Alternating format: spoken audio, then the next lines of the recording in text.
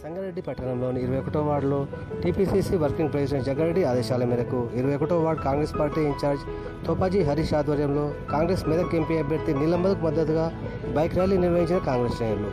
Bike ర్యాలీలో TPCC రాష్ట్ర కార్యదర్శి తోపాజీ అనంతకృష్ణతో పాటు కాంగ్రెస్ నాయకులు, కార్యకర్తలు పాల్గొన్నారు.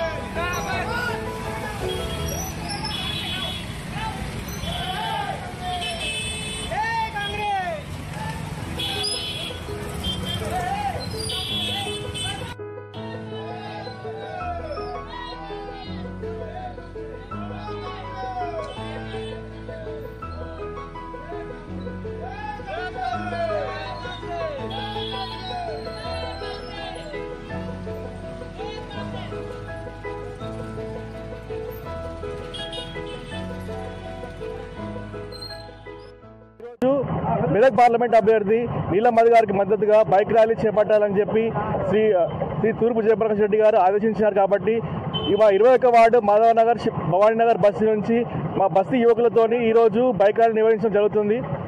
మా బీసీ వర్గాల ముద్దు బిడ్డ నీలమ్మ గారిని అఖండ మెజారిటీతో గెలిపించండి.